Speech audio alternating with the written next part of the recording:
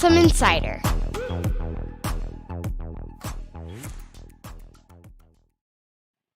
Welcome to the Inside. This is the Insum Insider, your source for Oracle Apex tips, techniques, methodology, and really wherever that discussion takes us. I'm your host, Monty Latchley, coming to you from Houston, Texas. And with me today is my good friend and member of the Insum family, Francis Mino. Hello, Francis. Hey, everyone. I'm Monty. How are you? Doing very well. At the helm, keeping us on time and task, is our producer, French-Canadian Mark Rule. Mark, we appreciate everything you do for us. It's Thursday, May 6th, Season 2, Episode 9. And thank you for spending a piece of your afternoon with us. We're worldwide, coming to you live on YouTube and Facebook. The Insum Insider is, of course, sponsored by Insum, thus the name. If you're doing anything at all with Apex and you need a lifeline, reach out to us. We offer everything from coaching and mentoring all the way through to turnkey project management and development. We're laser focused on Apex, and we have been since 2004. Francis, how's things going in your little corner of the world? Oh, things are going very good. Like spring is here, getting better and better every day. I just want to say I have some roof work being done right now, so I'll be switching on and off mute so you don't hear those hammer. I'm not building an app today. I'm building a roof. Well, thanks for letting us know. I think it's certainly something we can work around. No big deal. No big deal. I'm really looking forward to today's show. We're joined today by Mike Ferrante, the Senior Principal Project Manager for Oracle Forms. Mark, what do you say we bring him on? Hey, Michael. How we doing? Hey, Mike. It's good to have you with us. You and I go way back. Way back. Feel old. Don't do it. Be careful. It's a slippery slope. You and I go way back to 2013. It seems like a long time ago. I think you and I met first at the K-Scope exhibit hall in New Orleans. And I remember thinking, man, I could really roll with this dude. And we've been friends ever since. You've always taken my calls. Anytime I've asked you for anything at all, you've been there for us. I really appreciate you. Thank you for taking time out of your day. You're welcome. You're welcome. I'm glad to be here. Well, before we get into things, I know Michelle usually joins us on these insiders, but we're going to give her the day off. I think I'm going to take the day off next session. So we glad to have Francis here with us, especially because the topic involves forms, and forms is something that Francis has a lot of experience with. One of the things that we've had a lot of fun with over the last few months is Two Truths and a Lie. We're going to do that today with the Oracle Forms edition. So, Mark, if you would bring up Two Truths and a Lie, Oracle Forms edition. Remember, 2 of these are true, 1 of these is a lie. And so if you would put your comment, you identify in the comments which one you think is the lie, we'll have a lot of fun with this. So, number 1, Mike has been with Oracle for over 2 decades. Yeah, I could see that. That's plausible. Number 2, the first line of Forms and Reports compiler code was ceremoniously written by Larry Ellison. I could see that. Yeah, a lot of pomp and circumstance around that. And number 3, Oracle Reports has been deprecated, and Oracle is now recommending customers move to Analytics Publisher. Yeah, I could see that too. So this one's not going to be easy. All right. I like the ceremoniously written. I like that. Touch. Ceremoniously, yeah, like there's a bunch of fanfare around it. I could see that happening. I could see that. Anything's possible. Those guys have some egos. I understand. It shows how old the old form is. True. Yeah. True. Well, Mike, a big part of where your job and my job and Francis's job was being on site at conferences and all that. I mean, have you been locked up for the last 15 months, or have you been able to get out? What specific unique challenges has COVID presented for you and your role? I have been completely locked up, and I feel like a prisoner. I am ready to go out and see the world and see all of the forms advocates out there. As crazy as that sounds, I actually mean that. Yes. I'm ready to get back on the conference circuit and start doing my world tour again.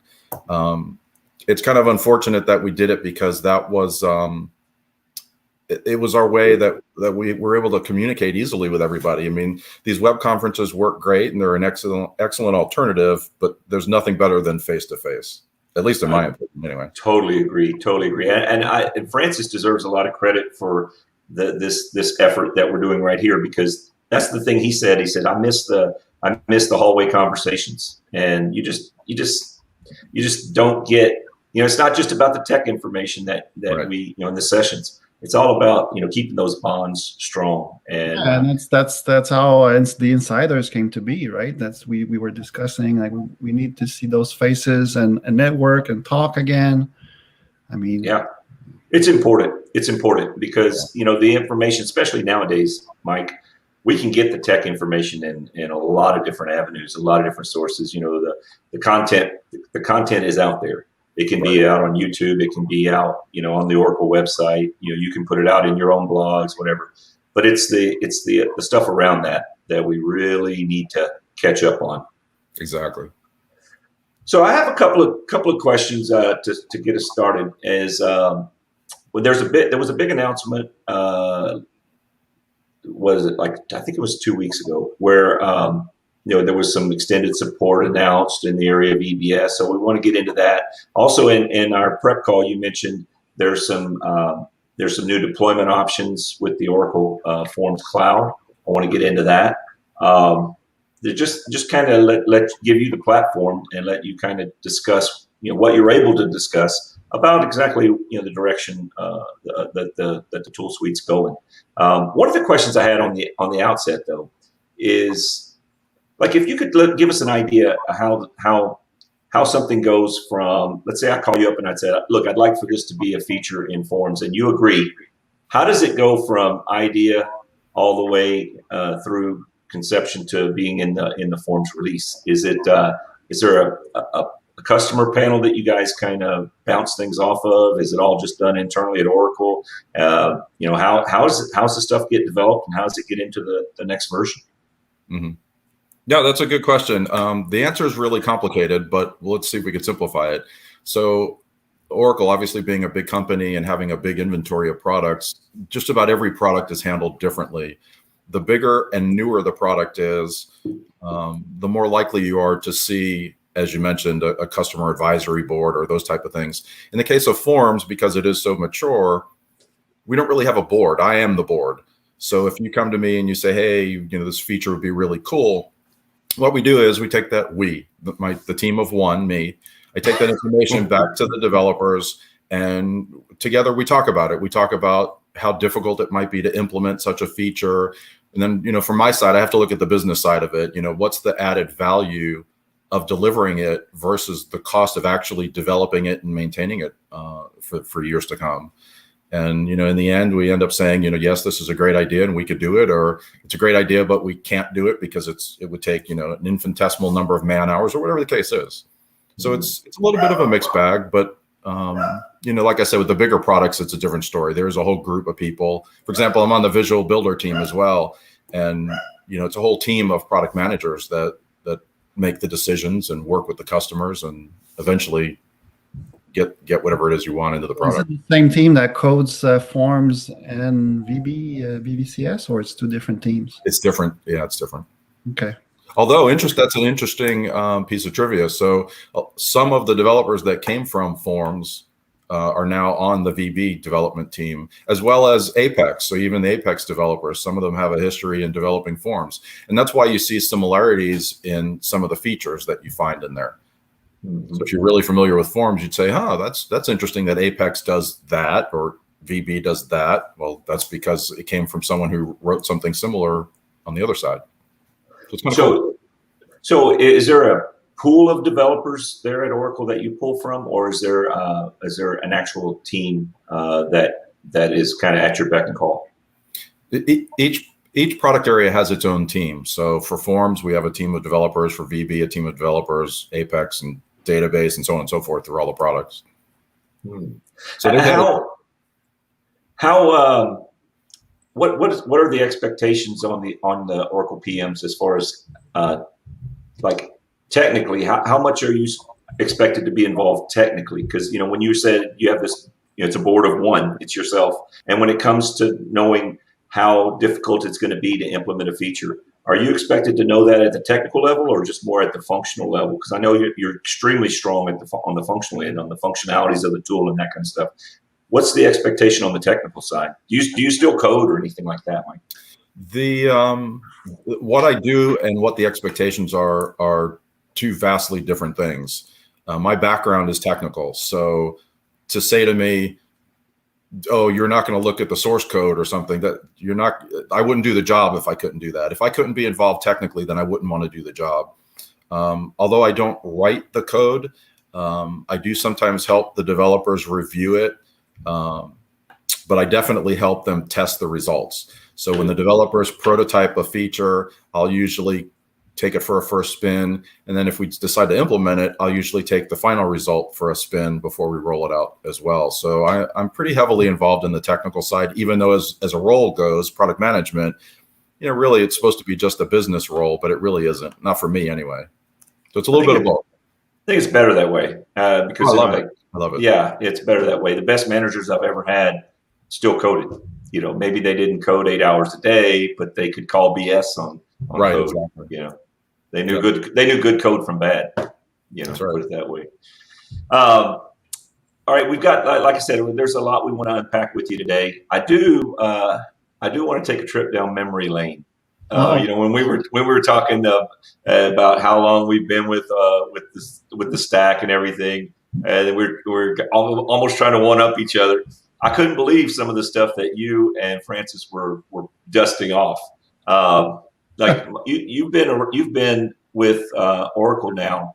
You said for quite a spell, and so you were actually able to show some floppies of back for like the development of Form 7 and that kind of stuff, and it even had the internal product name on those CDs, Mike. Yeah, hang on. Yeah, so I don't know if anybody remembers it, but let's see if we could do this. Let me get the glare out. So it's Project Cherokee, and this is an alpha version of Project Cherokee, right? Right. So that would have been Form 6 or 7, rather, which of course you never saw, right? It never saw the light of day. Right. Oh, that's awesome.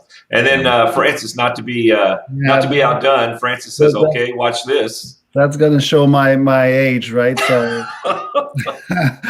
I have a nice disc. Actually, I have the whole set for Oracle. I don't know. We can see it's Forms 2.0, right?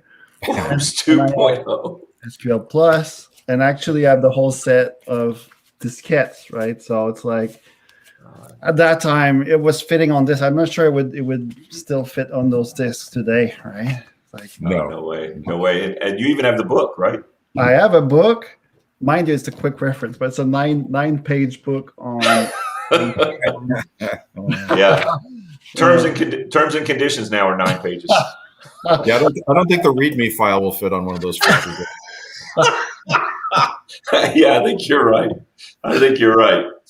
Well, we talked about different skill sets, and like when I was doing a lot of forms development, one of the things that was always tricky for me is actually doing the installs. I mean, that's a skill set involved in the installations. Getting WebLogic server, everything, getting it all dialed in.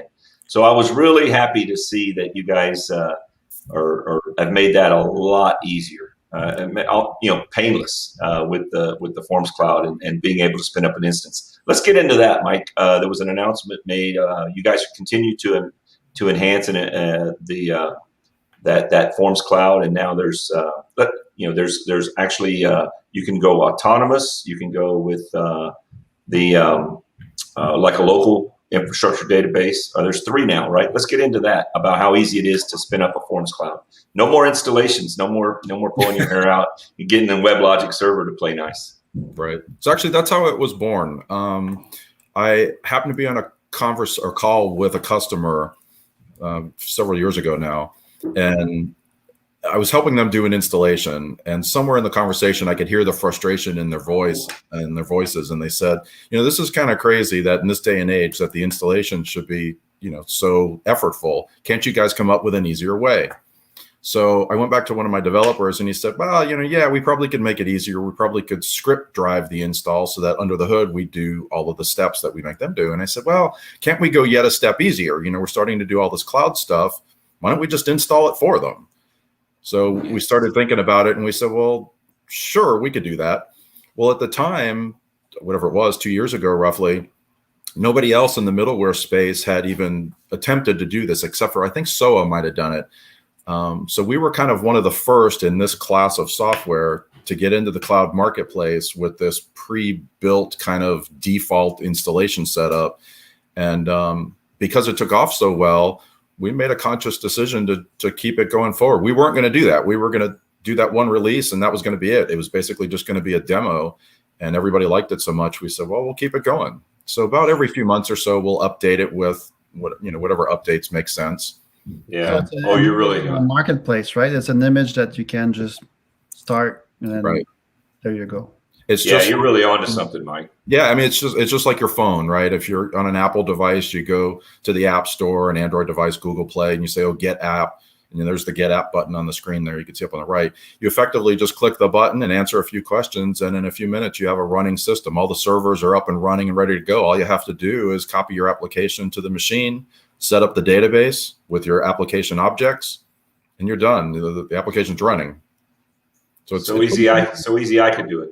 Well, maybe, I guess. No, so easy Francis could do it. It's pretty cool. But your original question was about the database. So one of the cool features or updates, I guess we keep delivering is when we first delivered it, your only option was to use an instance local database, meaning a database on the middle tier for the repository. And then we were able to successfully get everything working with database cloud service. So we updated the marketplace image, adding that as an option.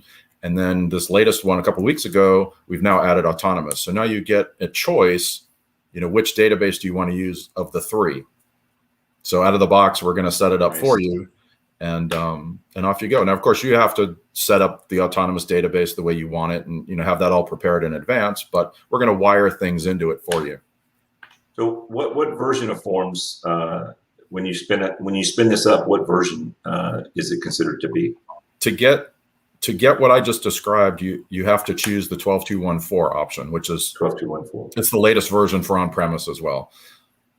So why aren't you guys using the new naming convention for versioning? Like I think the data, I think we're up to 21, 19, 20, 21, and all that. Yeah. So the plan in the beginning of that transition was that those versions would represent the dates of the time that we released. It would be the year dot the quarter, I believe is what it was. Yeah. And eventually that kind of got adjusted a little bit. And in the end, what was decided by executives was that maybe we should hold that versioning for our cloud products because they're updated far more frequently, right? On the on-premise products, maybe once a year, once every 18 months or so, we do an update. So it didn't make sense necessarily to do it on the on-premise world because it just didn't, right? I mean, the cloud versions, you needed to understand where you were, and because they were changing so rapidly, the versions needed to be simple and obvious. Yeah. So when we go forward, for example, the plan is the next Fusion middleware release. Well, you've already seen it. The latest WLS version is 14.1.1, which is a standalone WebLogic server version intended for Java developers only, which is the same kind of behavior we did in 12. 12.1 was Java only WLS, and then 12.2 included the rest of the Fusion middleware stack, forms, reports, OHS, and everybody else. We'll do the same for 14. So the next 14 release will hopefully include the rest of the Fusion middleware stack. Now, how come I read where the reports was included in the Forms Cloud, but not enabled? It was just kind of there and you could configure it yourself. Why wasn't there's so many people still using Oracle Reports? Why wasn't it configured as well and enabled as well? It's not that it's not enabled. It's just right. It's not configured in the domain. So the software is there. If you want to extend the WLS domain and add it, you could certainly do that if you choose to do so. However, because it was deprecated, right? Remember, consider what the concept of deprecated is: no new features, no new certifications. Basically it's in maintenance mode. We quite honestly, we kind of want to discourage people from using reports. And if you want to use it, you're going to have to set it up on your own. We're not going to do the work. So what's the other option that you guys offer now instead of reports? Yeah, so really cool kind of, well, I say cool kind of story, but in 2016, I started to work with our various teams behind the scenes that control what we could release, what licensing entitlements can or cannot have, and so on and so forth. And I was able to add or get permission to add BI Publisher to the licensing that already includes forms and reports. So as a result, we effectively are giving you BI Publisher for free if you have forms and reports as a license. That's big. Right. And we also did it for Developer Suite. So for design time, you use Developer Suite. It also includes entitlements to develop with BI Publisher, and similar is true for the runtime licenses. So recently, and quite honestly, I don't recall exactly when, but within the past year or so, we've rebranded or renamed BI Publisher Analytics Publisher, and it's a component of Analytics Server, which is available both as an on-premise product as well as a cloud service. So taking that to the next step, because of what you said, Monty, that, hey, there's so many forms customers also using reports. When we released version 12, because we knew reports deprecation was coming, we added integration into forms to allow you to talk to Analytics Publisher, just like you do reports. So if you want to call Analytics Publisher from forms, you'll do it basically in the same way you call reports. So the run report object or something. Exactly. So the transition from that side of it is relatively easy. I see. Is it a limited license? Like, can you only report on one database, or can you use that analytics server to report on things outside of forms and reports? The spirit of the license is that you would use it as a replacement for reports. So whatever you're doing with reports, you would do with BI. It's not intended to do your entire enterprise, BI functionality. If you need that, then you need a full BI license. Yeah, I just want to make sure that people stay within the ditches on this. So basically, that's it. If you're it's a replacement for Oracle reports. It's not something you could just hit from anywhere. Exactly. Okay. I saw a question pop up from Luke that Mark put there. So he's talking about the image that you were talking earlier of on the marketplace. So he's asking, are you going to keep the image updated with the new version of forms? I guess so, right? So the plan at the moment is we will update the marketplace image as on an as needed basis. However, we are going to try to do quarterly releases. However, if there's nothing to provide as an update, we're not going to. I will say that we are not currently applying any patches for the middleware software, except those that are needed to do what it needs to do in that space. So for example, security updates, technical bug fixes, those kind of things, that's your responsibility. So given that, unless we provide some new feature, like we just added autonomous support, for example, unless we do something like that, I don't anticipate that we'll deliver an update. Having said that, we are looking at adding support for identity cloud service integration. So if we do that, then we likely will deliver another update. And one of the interview questions during the install or the provisioning will be, do you want to wire this to Identity Cloud Service? If so, give us the information on where we could find Identity Cloud Service and we'll do the wiring for you. So yes, we are updating it.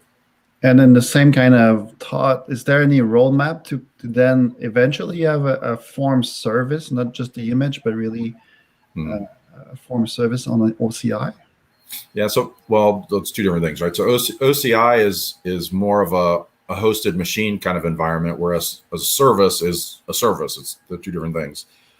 We probably will not offer a service because it almost doesn't even make sense to, right? Forms is an application development technology. It's not a service. It's not like a sales application. It's not like an ERP application. It is a technology where you build your own.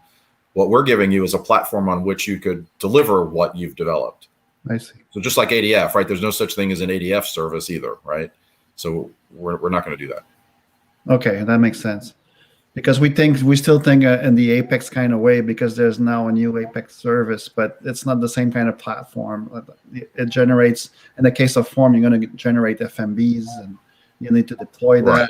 and so Right. There's artifacts associated with it where we're talking about Apex or Visual Builder. Those are all embedded in the platform itself. Whereas with Forms or ADF or various other other web applications, there's artifacts left behind, and it becomes too awkward to have it as a service. Like how do I get you those artifacts if it's a service and you're blocked from getting into the machine?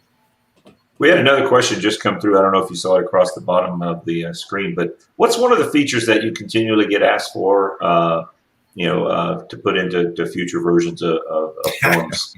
I mean, the community is always ripe with, or full of ideas, right? There's a few.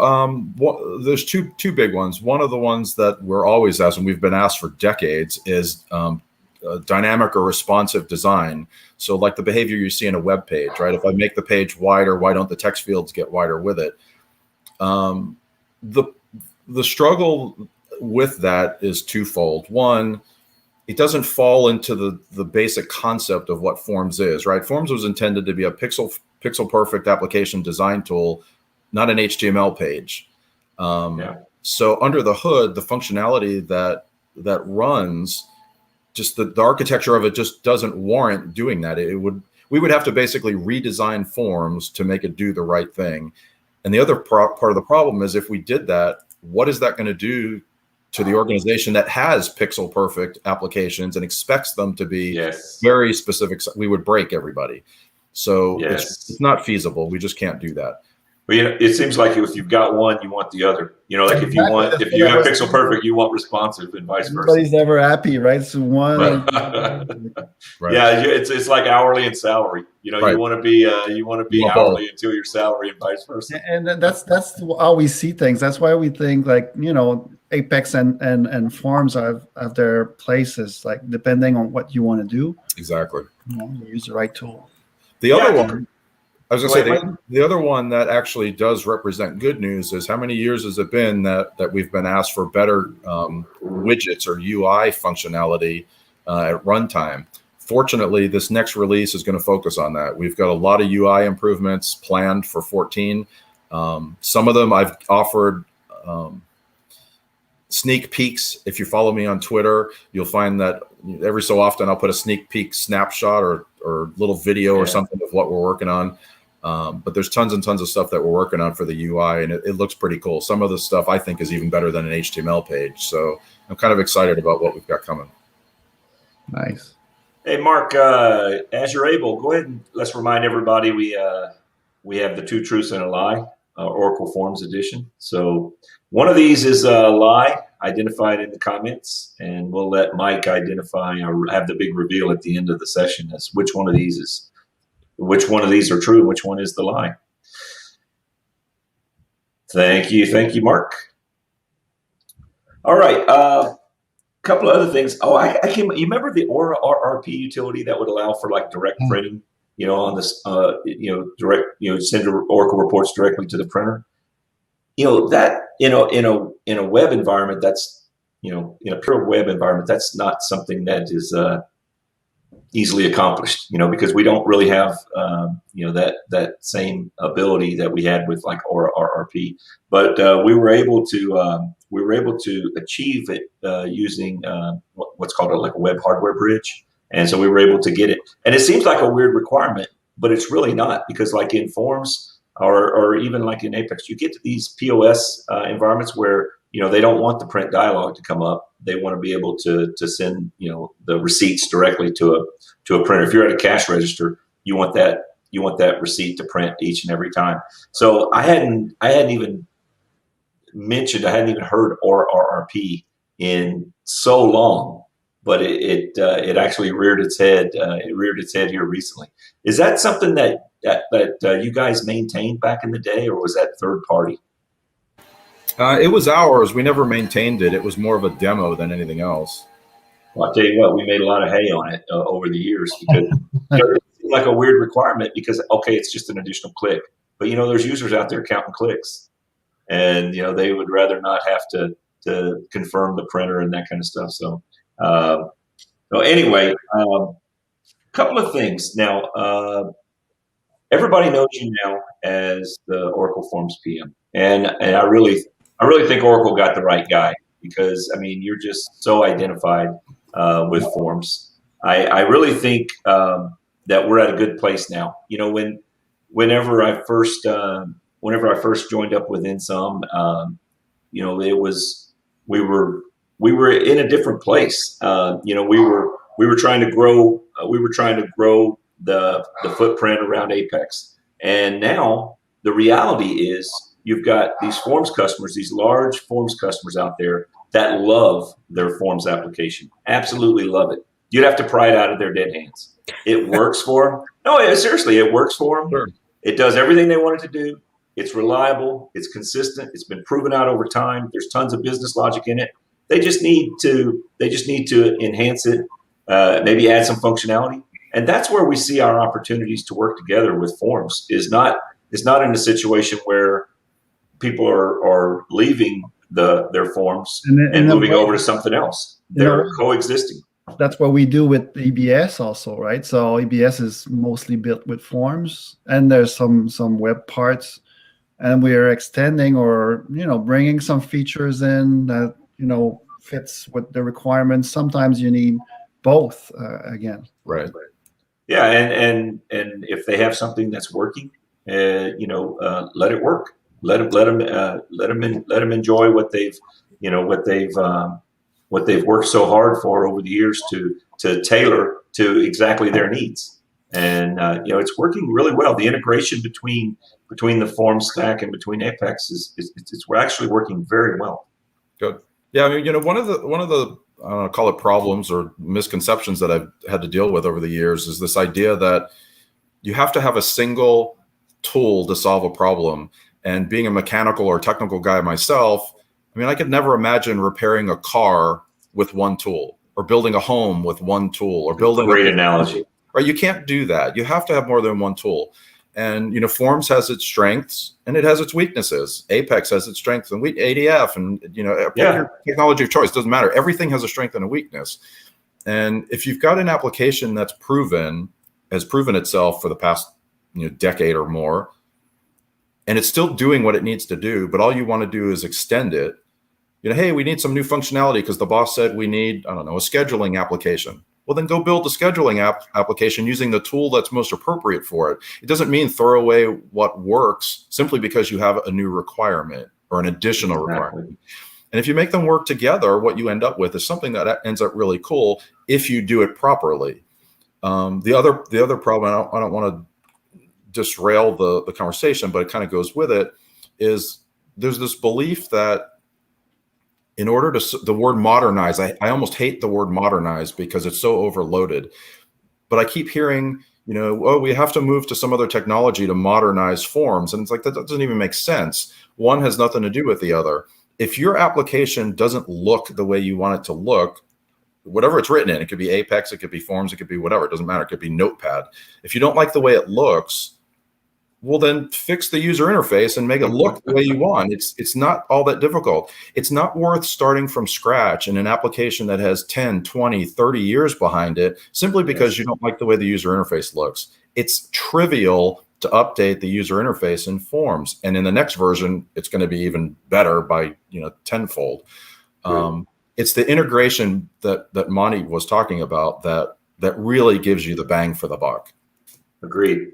I totally agree. And I love your analogy about trying to fix a car with a single tool or build a house with a single tool. That's a great analogy. Yeah, and the reality is that these companies, they don't have a single stack. Hell, they don't even have a single database. I worked in an Oracle shop before joining Insum, and the system admin said, "Are we an Oracle shop?" And I said, "Of course we're an Oracle shop. I'm a Forms and Reports developer." And he said, "Would you believe that we have more SQL Server databases here than we have Oracle databases?" And I go, "What are you talking about?" He goes, "True, because I get a lot of these embedded databases in other software tools. So we had more SQL Server databases than we even had Oracle databases." So you're right; it's not homogenous. Everybody's got a bunch of different stacks, a bunch of different tools, and the smart companies use the right tool for the right job. Even though with Apex and Forms, you have the same base, like you said. You already have a data model, you already have expertise in PL SQL, all those things. So it makes sense, right, to use the right tool at the right time and stay in the Oracle world in a way. I think, at least. Now, you just hit on a very interesting point. So I can't tell you how many times I've heard people say, oh, well, we can't find Forms developers or we can't find Apex developers. But the reality is they're kind of one and the same, right? Yeah. So if you found an Apex developer, you found a Forms developer. If you found a Forms developer, you also found an Apex developer because they're both PL SQL. So the only thing that's different is just some basic concepts. Hey, I need to understand web concepts versus I need to understand, the client server kind of a model concept. But beyond that, the developer part's the same. Yeah, it's huge overlap. Huge overlap. Yeah. Because if you don't even, to be the best Apex developer you could be, you would need some CSS and some JavaScript. But PL SQL, you cannot do without the PL SQL in either case. So yeah, there's huge overlap. Huge overlap. We had a question come across about your exit strategy. So before we get to your exit strategy, let's talk about your journey to Oracle. Everybody knows you as the Forms PM, and obviously you had a life prior to being the Forms PM. Yeah, people come to technology in so many different ways. I came up from the bottom up. In high school, I got the bug. I took the it was like kind of like Vika, but it was where we had half a day of data processing. And I'm going to seriously date myself here. It was in the early 80s when I was in high school, and we were punching cards. And I'm glad that those days have passed us by. But I got the bug then, and I stayed in tech from that point forward.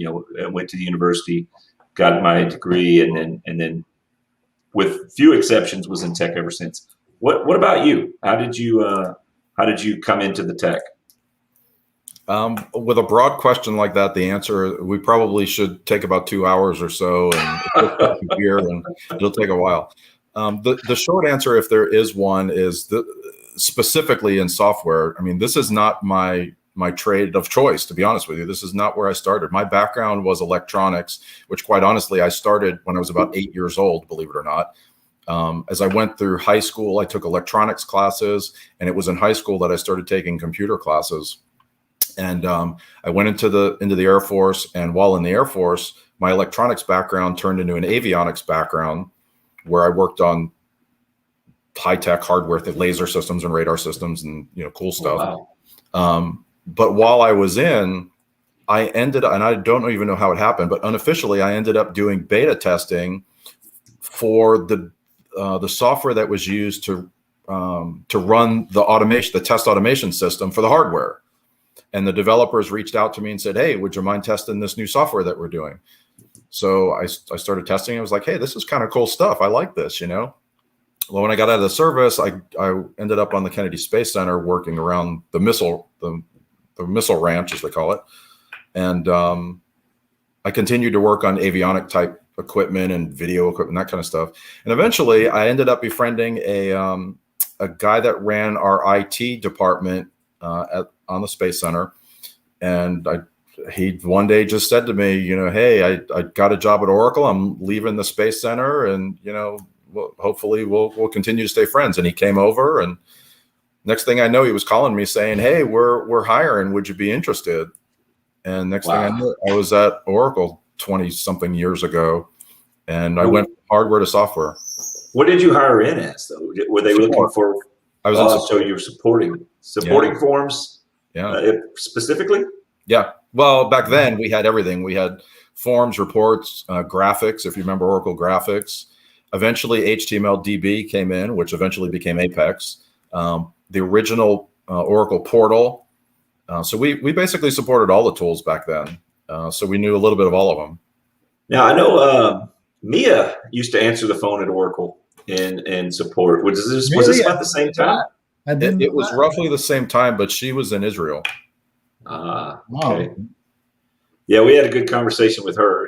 I didn't know that she used to be in support when she was with Oracle, and it sounded like it was about the same time that you were doing support. So you hired on as support, and then you just worked your way up to the project manager of Forms. It was the cards laid perfectly for me. So I don't know if you remember, but I know you remember, but as an audience, Grant Ronald was my predecessor. He was running forms at the time, but he was also responsible for ADF. And at that time, Oracle was trying to actively promote ADF more so than forms. So they were pressuring him to do both. And the problem, of course, and I can tell you firsthand, it is very, very difficult to be a product manager for multiple products, especially when they're kind of competitive, if you want to call it that. So he convinced the management team that, you know, having two development tools that kind of were unrelated was just too difficult. We need another product manager. So they posted an opening for product management, and I applied for it. And after a variety of reviews and interviews and stuff, they felt like, you know, hey, this guy knows it. He's been with us for 13 years at the time. It seems like a no-brainer. Nice. Nice. So, Well, now on the ADF side, was it at the time, was it viewed that was forms and ADF kind of viewed in the same manner as forms and Apex? Is that, so people were looking to migrate from forms to ADF at that time? Is that what you're saying? And that was the conflict of interest with Grant? No, he didn't have a conflict of interest. What he had was a plate that was over full is what he had. As far as the products go, I can't speak for what the company's behind the scenes thinking was, but the reality was there were some groups in the company that felt that they were competing against each other. There were other groups in the company that felt like they were one and the same. There's just so many schools of thought. There's a lot of people that just say I could migrate from forms to Apex. Can I? And the actual answer is no. There's no migration. You have to start all over. And unfortunately, we had people in the company at the time that believed, oh, you could migrate from forms to ADF. And of course, we all know the reality is that it's technically impossible. You can't, not 100% anyway. Right? You can't 100% just flick a switch and magically your forms application is ADF. Yeah. So, yeah, it was an interesting time. Not any different than now. I mean, quite honestly, it is a little bit competitive when customers come to me and say, hey, should I use Apex or forms? I have a biased interest in forms. It's mine, Yeah. Understood. But I do understand exactly what I said earlier, and I won't contradict it. There is a right tool for the job. And if Apex is the right tool, I guarantee you, I'm going to tell you that the right tool is Apex or ADF or VB or whatever it happens to be, or forms. That's just my personal ethic. I'm not going to steer you wrong. I just won't do it. Right. Right. And I think it adds to the credibility, because people will sniff you out if it looks like everything, if it looks like we're going to recommend one tool for every single thing, you get sniffed out. Exactly. You use the right tool for the right job. That's just great advice. Yep. Now, did Grant? Remember, I thought Duncan was over ADF at one point. Does that? I believe he was part of the ADF team at one point. Duncan's part of everything. He's unbelievable. He's like the wizard. I love him. Well, the reason I brought it up is that was back whenever we had an ADF track and at K-School, but it didn't last very long, and we got to the point where we had to shut it down because there just weren't enough butts in the seats. Yeah.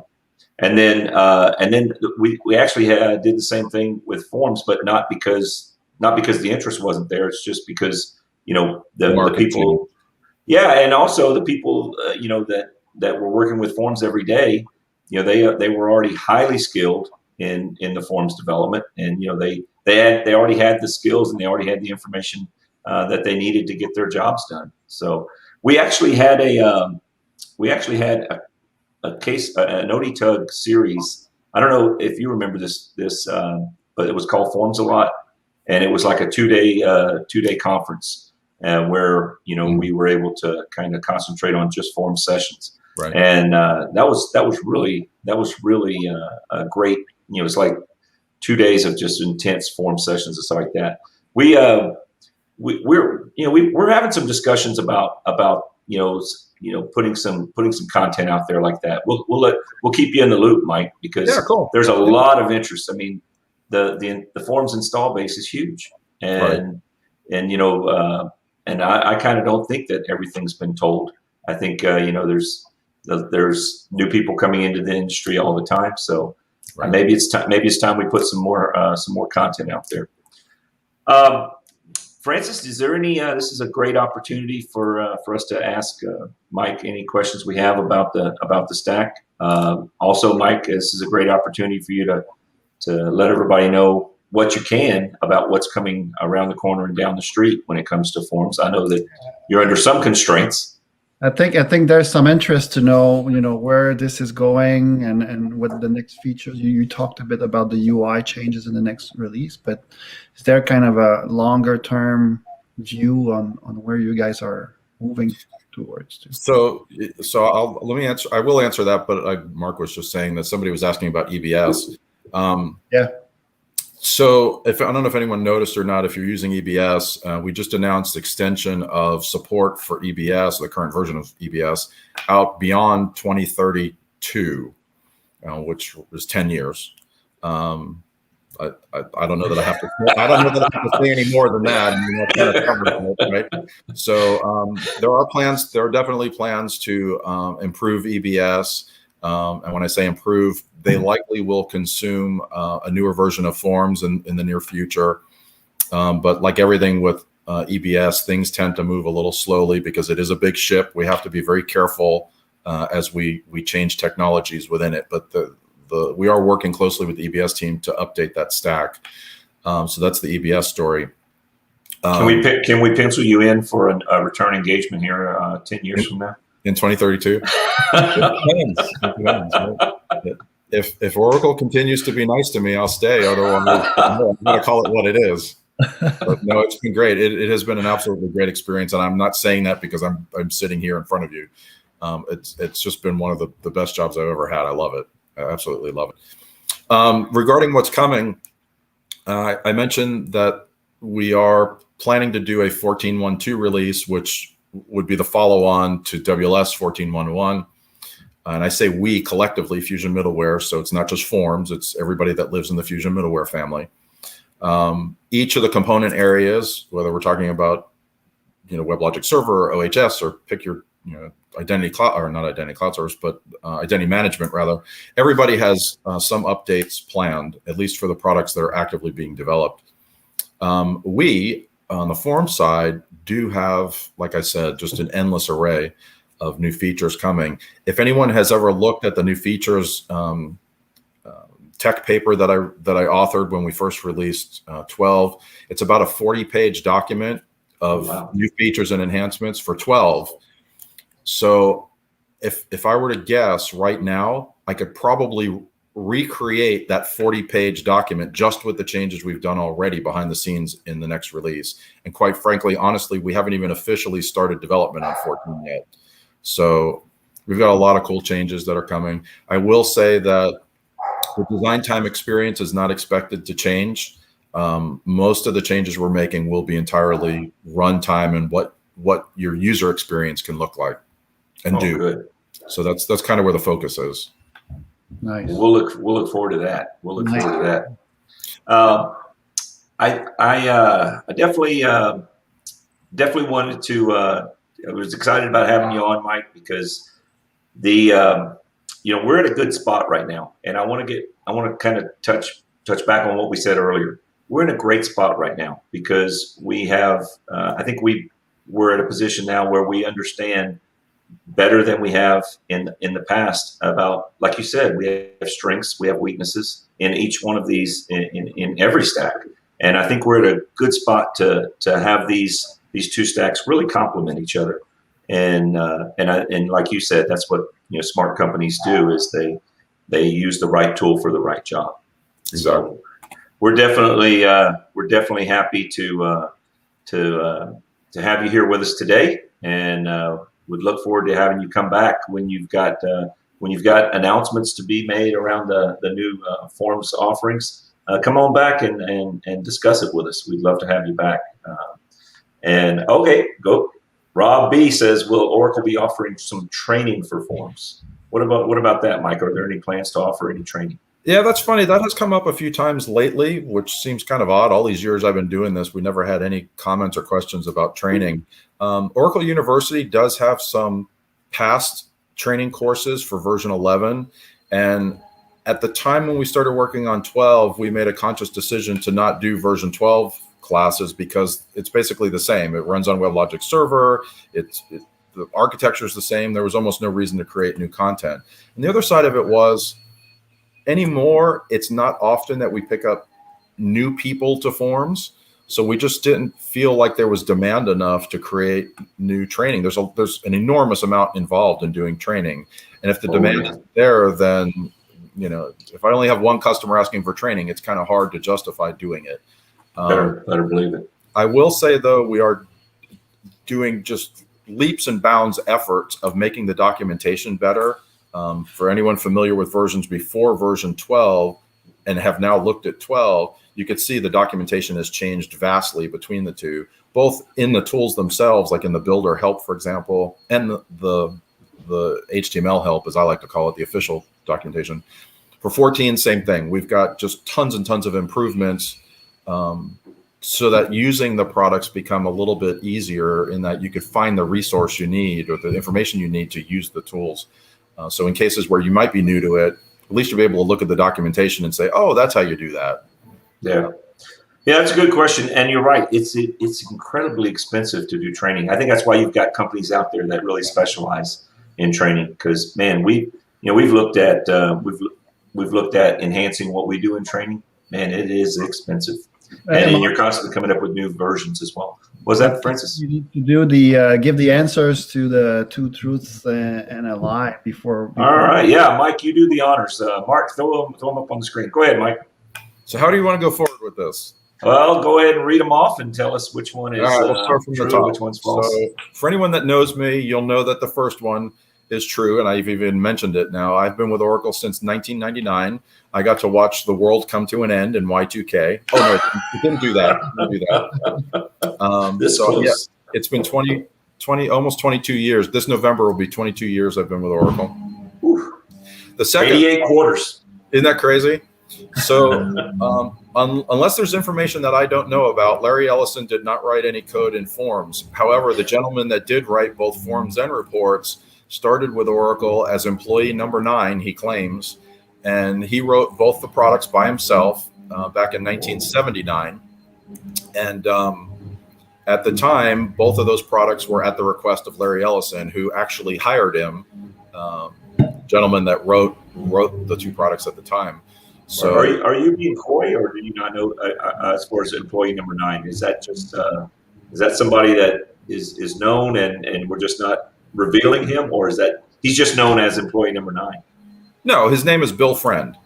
Okay. Yeah. I didn't know if we were if we were able to even say who it was. No, if you do some searching on the internet, you'll find him. He's on LinkedIn. Number 9. Yeah. No, he was the 9th employee at Oracle. Wow. Isn't that amazing? Well, I was curious about that. I didn't know if it was, Oracle can go on these shopping sprees. I didn't know if at the time if forms and reports was something that they brought in and then just continued to enhance. So it was from the ground up then. They wrote it from scratch. Yeah. Of course, it wasn't called forms and reports back then. Right? It was IAF, Interactive Application Framework or something like that. I don't even remember. It's way predates me. Yeah, Francis, what was it? Well, you know what? When I started, we actually opened in a text editor, and we would change the forms there, and generate the INPs and this is. Yes, I would like really dating yourself. I would like to comment on that last one though before we go, because it actually, although in a humorous way, it is actually important information about Oracle reports being deprecated, and I talked about this briefly, but I think that needs to be made clear. Deprecated is not the same thing as desupported. Deprecated just simply means we have no plans to deliver any new features.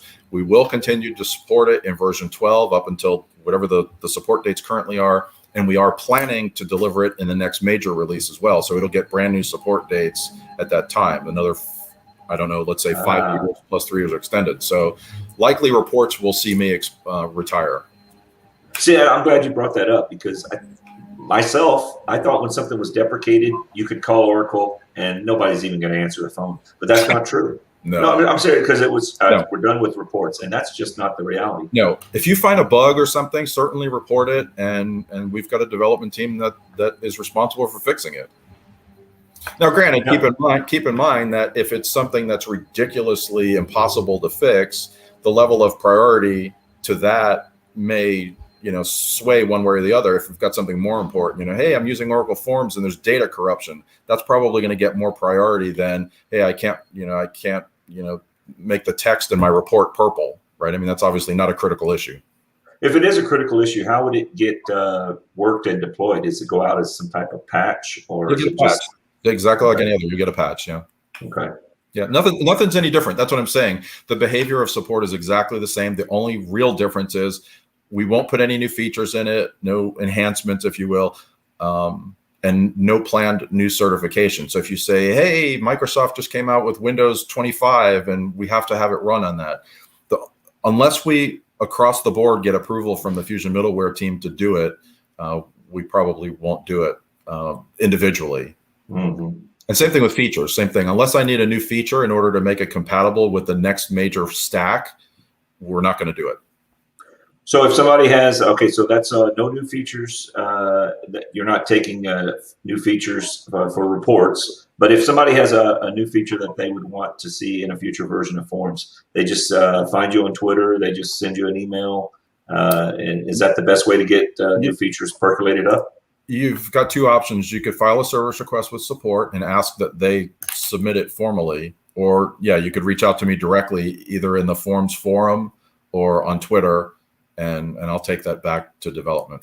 And if you do it that way, then I will create the formal request behind the scenes, and effectively a bug number gets created or an enhancement request number, and then we'll track it that way.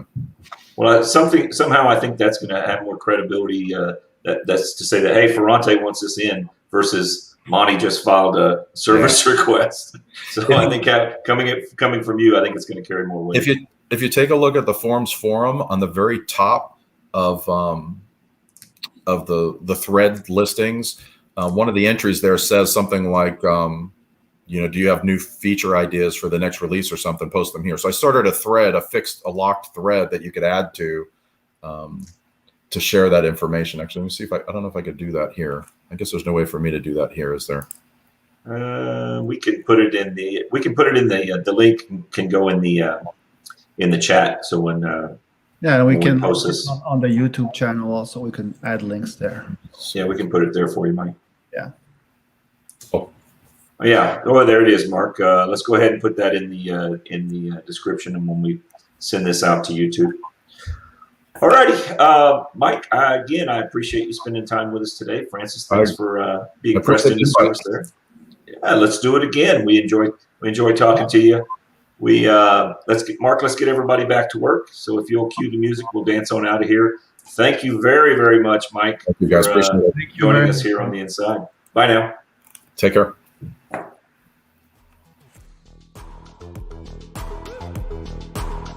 You've been listening to the Insum Insider.